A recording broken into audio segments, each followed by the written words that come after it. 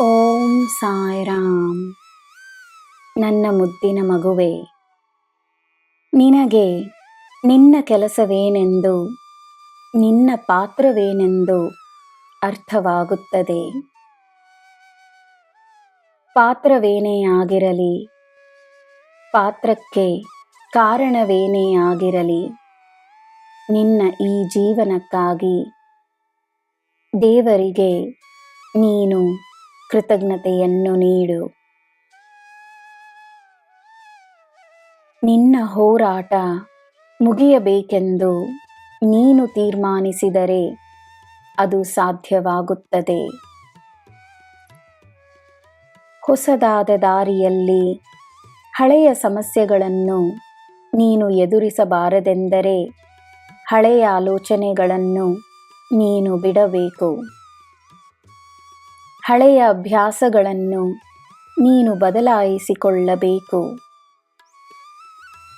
ಒಳ್ಳೆಯದಕ್ಕೆ, ಸಂತೋಷಕ್ಕೆ, ಆತ್ಮವಿಶ್ವಾಸಕ್ಕೆ, ಭಕ್ತಿಗೆ, ಪ್ರೇರಣೆಗೆ, ಸೇವೆಗೆ ಮಾತ್ರವೇ ಗಮನವನ್ನು ನೀಡಬೇಕೆಂಬುವ ಸಂಕಲ್ಪವನ್ನು ಮಾಡು.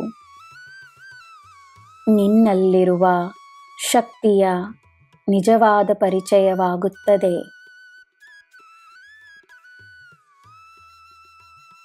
ನೀನೊಬ್ಬರಿಗೆ ಒಳ್ಳೆಯದನ್ನು ಮಾಡಿ ಅವರಿಂದ ನಿನಗೆ ನೋವಾದಾಗ ಕೆಲವೊಮ್ಮೆ ಸೇಡಿನ ಭಾವನೆ ನಿನ್ನಲ್ಲಿ ಉಂಟಾಗಬಹುದು. ಮನುಷ್ಯನಿಗೆ ಅದು ಸಹಜವೇ ಆಗಿದ್ದರೂ ಆ ಭಾವನೆ ಅವರಿಗೆ ಮಾತ್ರವಲ್ಲ, ನಿನಗೂ ಹಾನಿಕರವಾದುದು ಎಂದು ನಿನಗೆ ತಿಳಿದಿರಲಿ. ಕ್ಷಮಿಸು. ನಿನ್ನ ಕೆಟ್ಟ ಕರ್ಮ ದೂರವಾಯಿತೆಂದು ನಂಬು. ನಿನ್ನ ನೋವನ್ನು ನನಗೆ ಒಪ್ಪಿಸಿಬಿಡು. ನನಗೆ ನೀನು ಒಪ್ಪಿಸುವುದೆಲ್ಲವೂ ನನ್ನ ಹೊಣೆಯಾಗುತ್ತದೆ.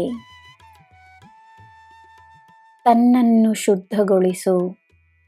ಎಲ್ಲ ರೀತಿಯ ನಕಾರಾತ್ಮಕತೆಯನ್ನು ತನ್ನಿಂದ ದೂರ ಮಾಡು.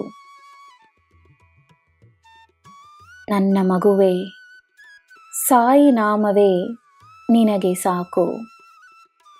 ನನ್ನ ನಾಮಸ್ಮರಣೆಯಿಂದ ನಿನ್ನ ಮನಸ್ಸಿನಲ್ಲಿ ನೆಮ್ಮದಿ ಇರಲಿ, ನಿನ್ನ ಆತ್ಮದಲ್ಲಿ ಶಕ್ತಿ ಇರಲಿ, ನಿನ್ನ ದೇಹದಲ್ಲಿ ಸ್ಫೂರ್ತಿ ಇರಲಿ. ಎಲ್ಲ ರೋಗಗಳು ನಿವಾರಣೆಯಾಗಿ ನೀನು ಆರೋಗ್ಯಕರವಾಗಿರು.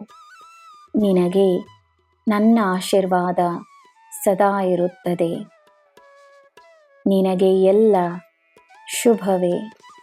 ಜೈ ಸಾಯಿರಾಮ್.